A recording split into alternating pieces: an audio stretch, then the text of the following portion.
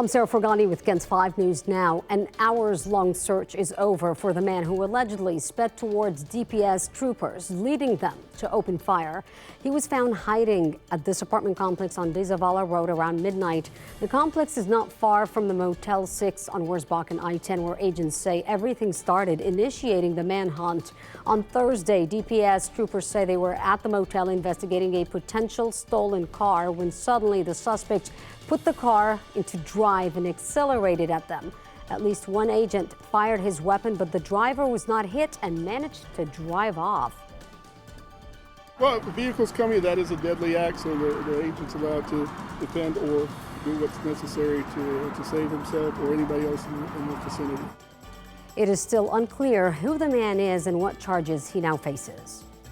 And police have released these new images of a man they say was recording women and girls inside a store's dressing room. It happened in Selma, and police there are hoping that you can recognize him and give them tips on who he is. They say on September 5th, this man was at a store in the Forum Shopping Center when surveillance cameras caught him using a cell phone to record a woman and a teen inside a dressing room. Call Selma police if you know anything. Fed up with a short-term rental property on the north side, residents say they simply do not feel safe, and they've given us video of what's happening there. They say an Airbnb guest tried to enter several homes in the middle of the night on Wednesday near Vance Jackson and Callahan Road. The 25-year-old man was caught on camera shirtless and seemingly confused as he tried to open doors.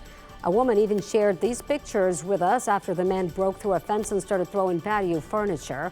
We're told he made it inside a fourth home where an 82-year-old man was sleeping before police finally caught up to him. I do feel like they don't care because they don't live next to the Airbnb. I didn't work my whole life to live in a decent neighborhood where I would have this kind of situation. San Antonio police say they charged the man with public intoxication and criminal mischief, but KENS 5 could not find any record of an arrest. Today is your final chance to learn everything you need to know as a renter in San Antonio, and also hopefully find available resources that can help you. The city is holding a renter's right info session at UTSA because they want college students to learn more about their rights if they rent. However, that session is open to the public, to anyone. You can learn about your rights on evictions, repairs, discrimination, retaliation, and other topics. Housing experts with the City of San Antonio and the Fair Housing Council of South Texas will be on hand to answer your questions and schedule follow-up appointments. A terrifying situation for 3 teens, and now they're sharing their story to warn you.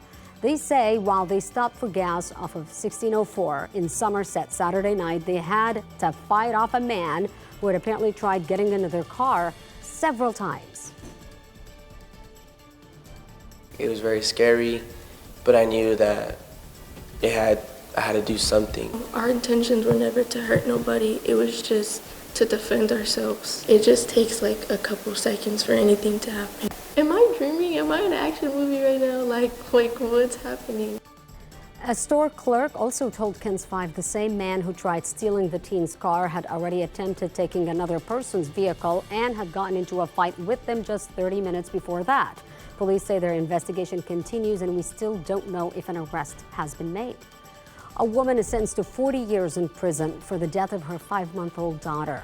This was in Blanco County, and according to court documents, 27-year-old Danielle Deckert was intoxicated with an illegal substance while co-sleeping with her baby, and as a result, the baby was smothered.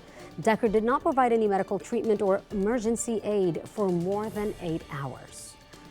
Goodwill's Career Center is hosting a mega career fair with more than 35 employers ready to hire. It's going to be held Wednesday at the Second Baptist Church Community Center on East Commerce Street from 10 a.m. to 2 p.m.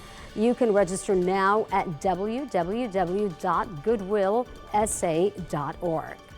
The Ray Fayot Scholarship Foundation and St. Philip's College are giving away $200,000 in scholarships to trade school students later today. Folks at the MLK campus at St. Philip's will also learn how trade schools work. They're going to learn about the trade school demands in the community and have an opportunity to meet with students. If you'd like more information, visit rayfayoscholarship.com.